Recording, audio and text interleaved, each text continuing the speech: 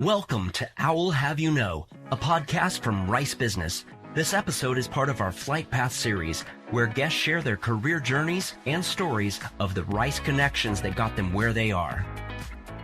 If someone says, should I pursue an MBA? I would say absolutely, and in any way that it would allow you to become more of an international citizen of the world. Today on I'll Have You Know, Robert Lesnick, Rice Business Executive MBA Class of 2000, was part of the school's first Executive MBA cohort and honored as a Jones Scholar. Fast forward 2 decades later, he's conducted business in more than 100 international locations and has extensive experience in energy-related businesses, serving as an executive advisor to the highest level of governments and business leaders. He talks about the evolution of global energy, being a part of that inaugural executive cohort, and his perspective now on the growth of Rice Business 2 decades later. Joining us today on I'll Have You Know is Robert Lesnick, Rice Business Class of 2000. Thank you, Robert, for joining us today. My pleasure. Well, I want to start with an overview of your career. You've been in the energy sector, some 3 decades now, and maybe talk a little bit about some current observations of the energy industry and maybe where we're going. Sure, be happy to. It has been a long time. I've seen the industry grow from institutions that were still using slide rules and copy sets with 3 different colored papers and carbon copies, to where we are today with super sophisticated exploration and production techniques. It's been really quite remarkable to see in a real sense of dollars that the price of oil today a little bit is abnormal, but for year on year, the price of oil has really gone down in real terms just because of the technology that the industry has been able to introduce over time. Where we stand today, and when I talk about commodity prices, it's important to realize that it's not the total supply and total demand that sets the price. It's really the incremental supply and the incremental demand. So on the margin today, we have a lot more demand than we have the ability to supply that surplus that's needed. And so really the sky becomes the limit in terms of what the ask and sell price is for the incremental barrel of oil, gasoline, natural gas. All of them are in the same sort of condition right now. I think one of the things that fascinates me the most with energy is how much it affects every aspect of everyone's life on the planet. Yeah, it's actually a very good point. The energy is built into everything we do, from the moment we wake up and turn on the light to the stalk of broccoli that has to be shipped either by rail or by plane or by a truck to get it to your grocery store, refrigeration. Yeah, it is just a major aspect of everybody's life, and commercially throughout the world, it's just built into the price of everything. What drew you to the industry, and was that sort of your intent? Actually, I started studying environmental engineering as a undergraduate student. I kind of got into the field because there was a certain necessity to try to develop energy supplies in an environmentally responsible way. But on the flip side of that, my undergraduate degree was in philosophy, and there just wasn't a whole lot of job opportunities for philosophers in the end of the 70s. And one of the things that the industry offered was management development programs where they basically taught you the industry from scratch. And I really needed an opportunity like that to develop enough expertise that I could succeed in some business. So in 2000, you went to Rice Business and graduated from the executive program.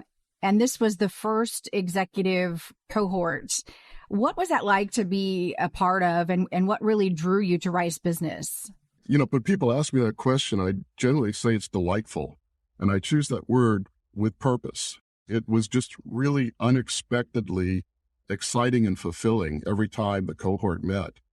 The inaugural class was, I think, probably unique to the program because it was made up of about 41 students who were thinking about getting their MBAs sometime in their career for years and years and years. They just couldn't find the right place and the right structure to make that happen while they were working full time.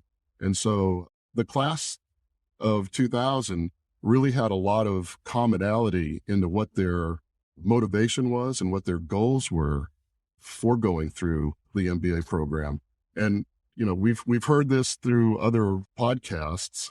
One of the biggest takeaways from the program is what you learn from the students that go through the program with you. And that certainly was our case as well. Yes, yes. So I was in the Rice Business Executive Class of 2020, and I'm curious, in your cohort, what was sort of the makeup of industries? Was it primarily energy, people trying to, get to the C-suite, or what was the ambition there and the industries they were coming from?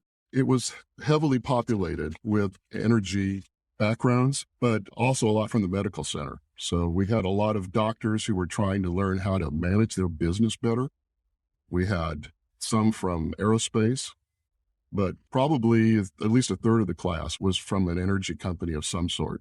But again, energy has a lot of different subsets. So we had commodity traders, and we had accountants, and we had business developers. So even if you were from the energy industry, your experiences were pretty diverse.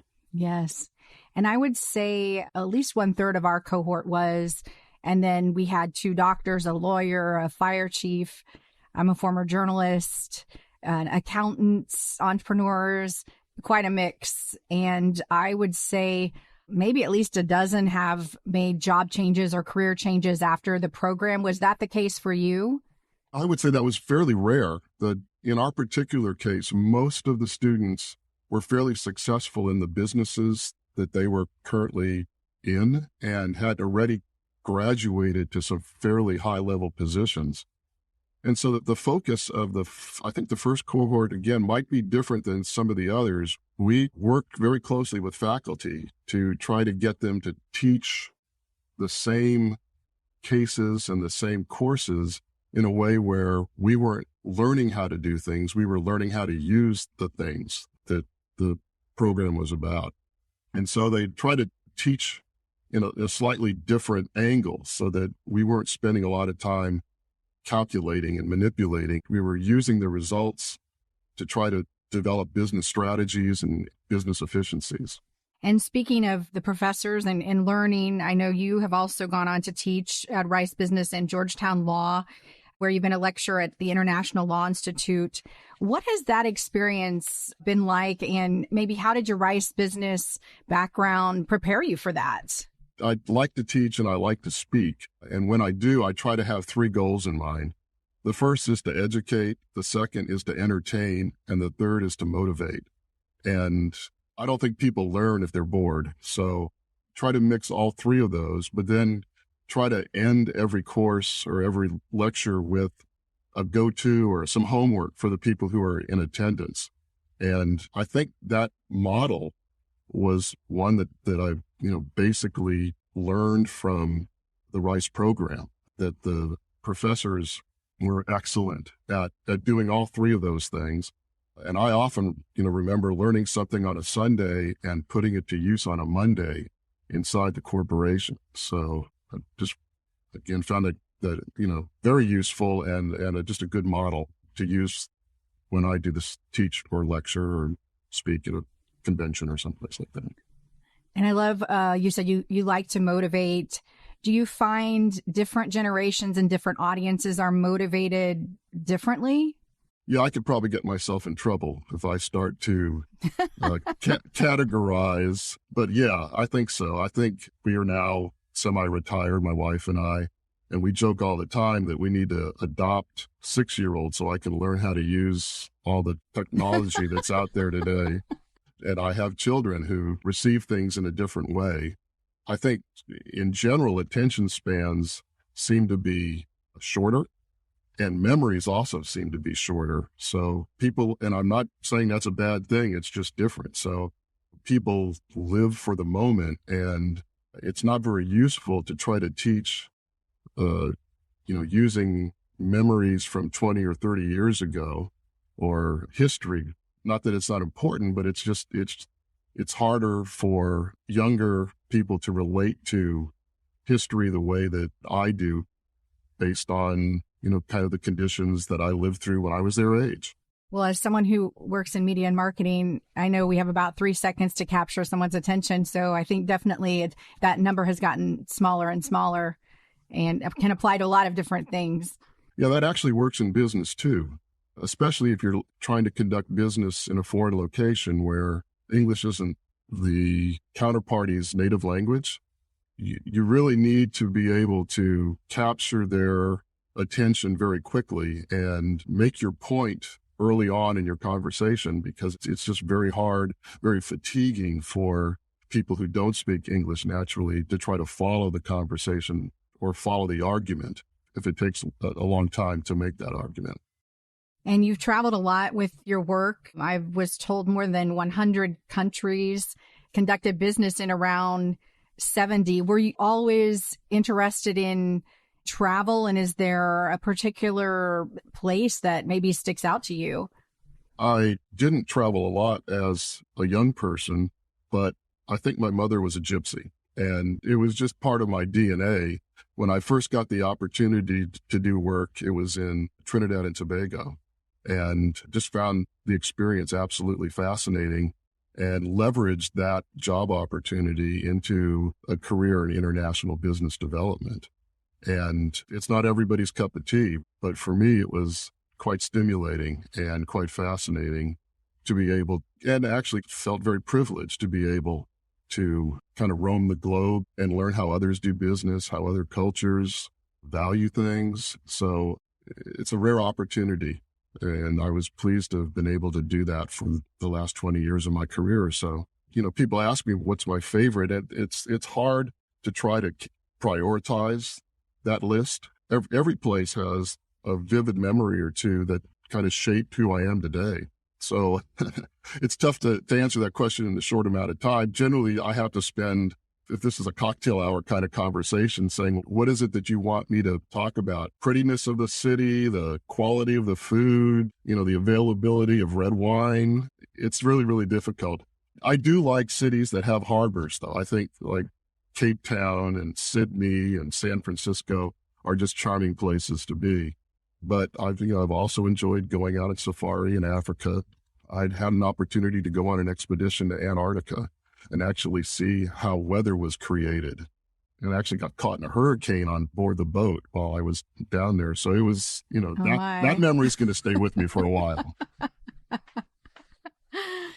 And obviously with COVID, business has changed. Do you think you lived in an era that we won't see again, where there was so much business travel? I mean, there's obviously some jobs you have to be there, others you don't, but, are companies looking for opportunities to cut costs? And will we see the kind of career you had again? That's an excellent question. I don't know that I know the answer to that or even could offer a lot of wisdom. When I was doing business development, it was generally myself and a very, very small team. So I don't know that could actually be replaced. You have to have some local knowledge. You have to have some face time with your international counterparties in the beginning. So I think some of that can, once you've established a relationship and some trust, then I think you may be able to cut out some of the travel and some of the meetings. But in terms of creating new business opportunities, I don't see that can really be done over a Zoom call. Definitely.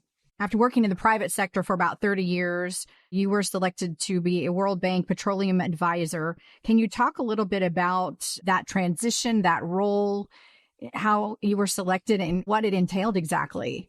Yeah, sure. So the World Bank has a program where individuals are seconded into each other's organization. So in my case, I was seconded into the World Bank's Oil and Gas Advisory Service group from the oil company, and a person from that organization was seconded into not ours, but another private sector company. And the idea is to kind of cross-fertilize and provide, different experiences so that upon each returns, you can have a different perspective about what is considered important in all the kind of stakeholder issues that come up during the investments in the energy sector.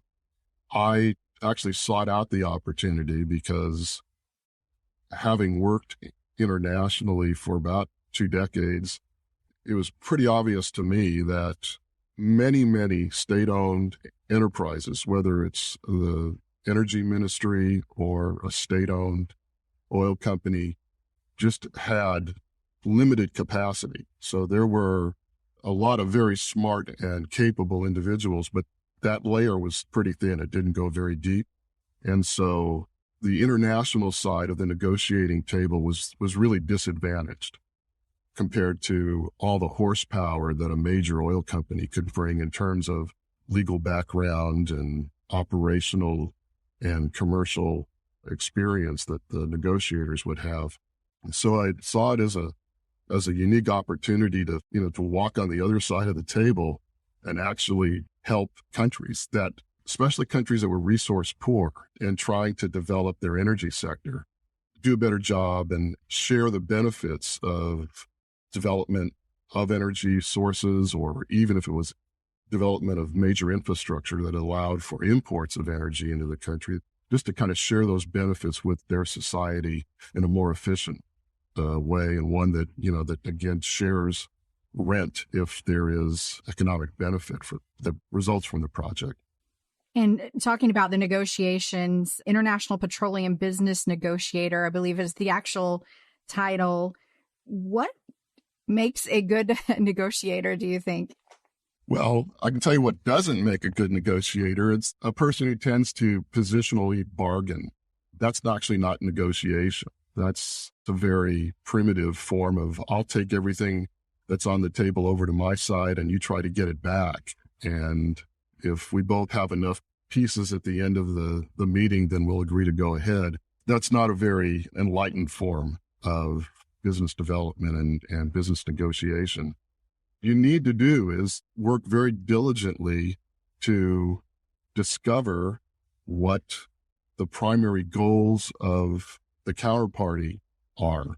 And in an international environment, it's quite different than what you might experience in, your country. And I might talk about the U.S. for a while, but it isn't just about U.S. If it's Germany or Japan, as long as you're working inside your own country, then a lot of the goals are similar. But if you start to go cross-culturally, then the business goals and the negotiation goals could be quite different. So in the case of a developing country, the primary goal might be to create jobs or to improve security of energy supply, to develop social services in the areas in which you're working, to improve educational systems in the area that you're working.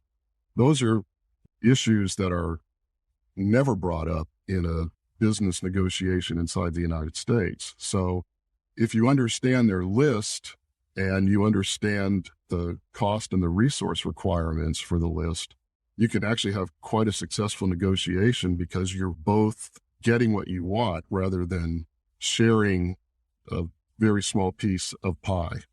Yes, yes. When you moved from for-profit to a nonprofit institution, did you feel that a lot of the framework that you learned in Rice Business is applicable across both?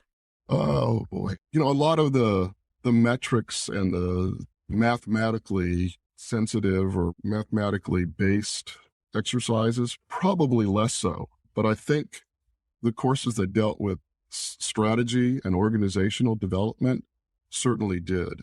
And again, this is an area where you can actually create a win-win. And it didn't really matter on which side of the table that I was sitting on. If I was sitting on the developing country side of the table, then we would seek to strengthen our organization and have the Western counterparty help in that strengthening because it was to their advantage.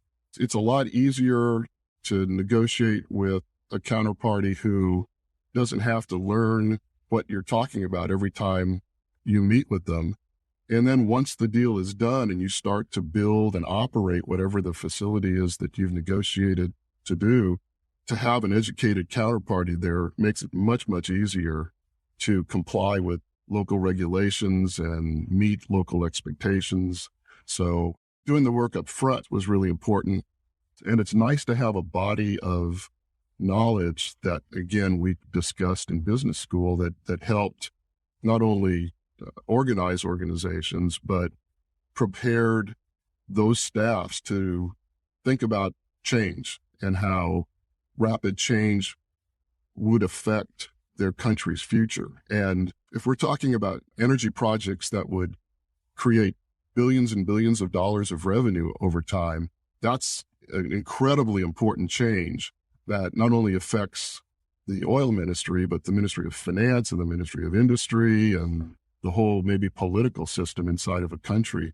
And so we had to do an equal amount of work behind the scenes to determine what the benefits of the project would be to the country, and then how those benefits would be somehow shared with civil society.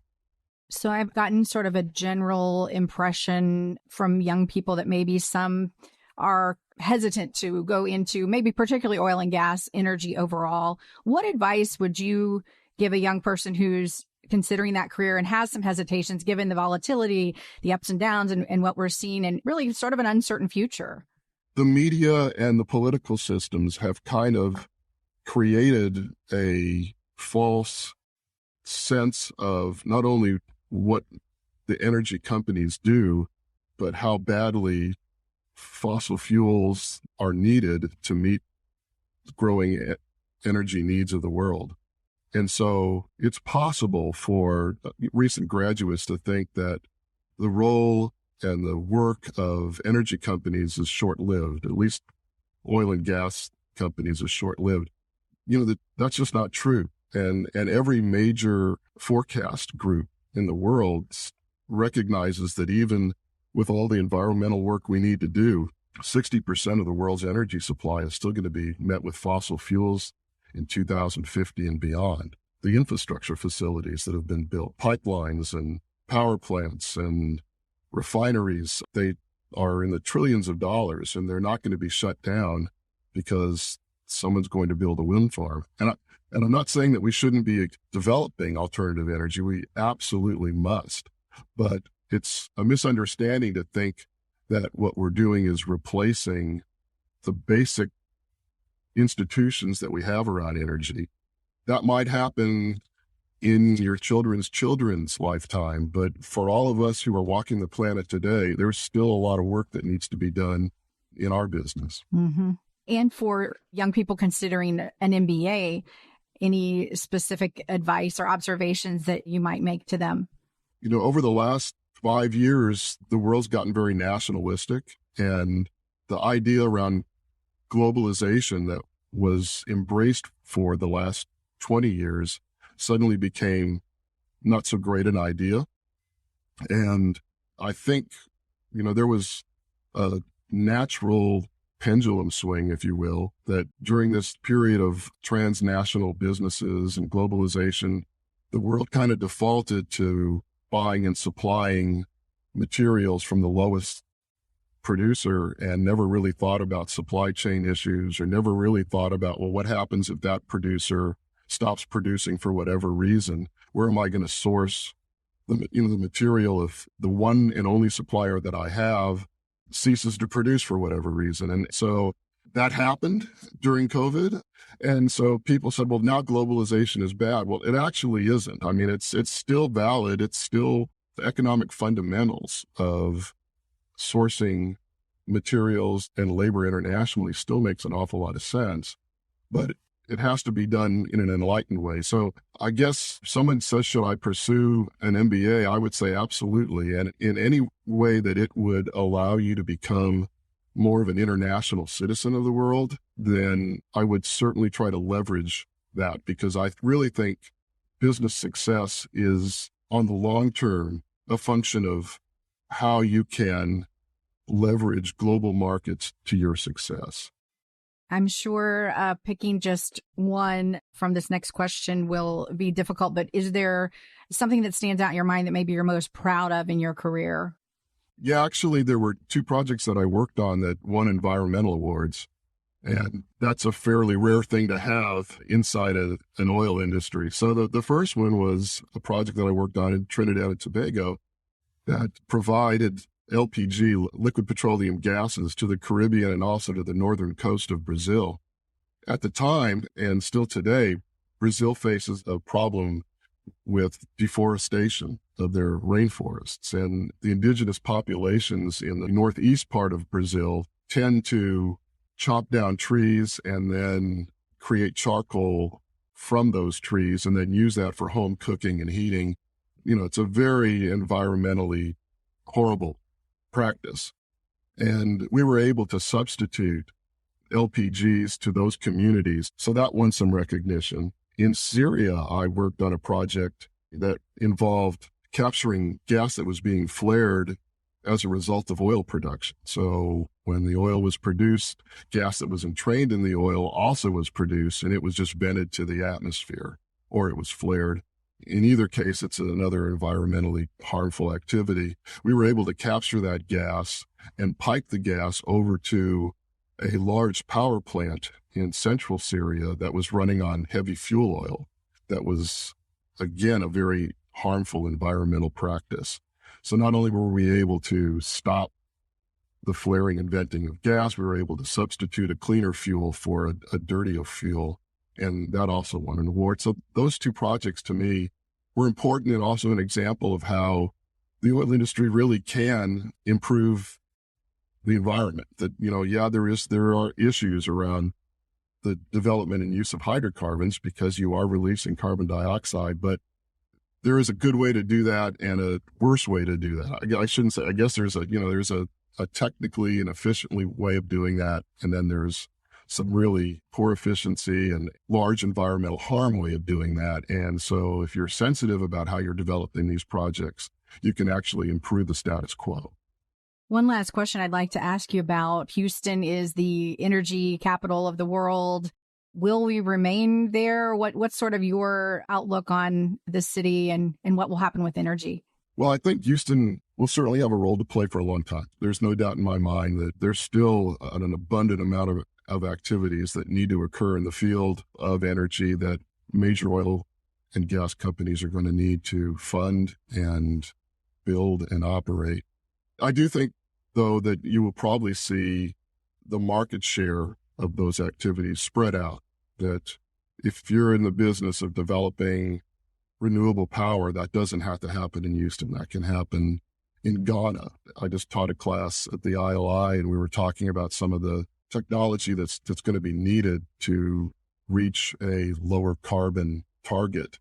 And that includes the making of batteries and doing some other prototypical things that currently it's only been done in a laboratory. And there's no reason why those things couldn't be developed in some sort of an industrial park in coastal Africa. So I think that would be a good thing if we can kind of share all the different work that needs to be done throughout the globe. And again, kind of my position at this point, that I think you can leverage other cultures, other habits of thinking. That in the U.S., we tend to be very linear thinkers. So it's facts, assumption, probability, conclusion, or analysis, conclusion, recommendation. And there are other ways of going about problem solving that doesn't actually have to follow that same sort of path. And you get different results, and a lot of times better results, by thinking about problems using different methodologies. Definitely. Well, is there anything else you'd like to add today that I haven't asked you about? Well, the other thing I'd say is, if people really are interested in developing a career in international operations or business development, I can't stress enough that preparation is important. That I have negotiated against other firms who I don't think were quite as prepared, and my analogy is that it's kind of like a football team that won the last game. And so the coach says, well, we don't need to develop a strategy for our next opponent. We don't need to look at their films and see what they're doing. We'll just do the same thing that we've done the last game, and we'll win the next game. Well, that's actually not a guarantee at all. And so a lot of teams don't really study enough, don't understand the history of the country that they're going in and some of the cultural nuances. And the more preparation you can do, the more likely you are to be able to develop a line of communication that's more effective than trying to just kind of push what you believe is the right process or the right solution onto somebody else who, either doesn't feel that way or isn't comfortable just accepting, that sort of solution. So I would just say that the homework never stops. Keep on learning and keep on using what you learned to develop your own success. That is great advice. Robert Lesnick, Rice Business Class of 2000. We want to thank you so much for joining us, sharing your insights, and just talking about your just very distinguished career. We want to thank you for joining us. Again, it's been my pleasure. Thanks for having me. This has been I'll Have You Know. Thanks for listening. You can find links and more information about our guests, hosts, and announcements on our website, business.rice.edu. Please subscribe to this podcast wherever you find your favorite podcasts and leave us a comment while you're at it and let us know what you think. I'll Have You Know is a production of Rice Business and is sponsored by the Rice Business Alumni Board. The hosts of I'll Have You Know are myself, David Druglever, and Christine Dobbin.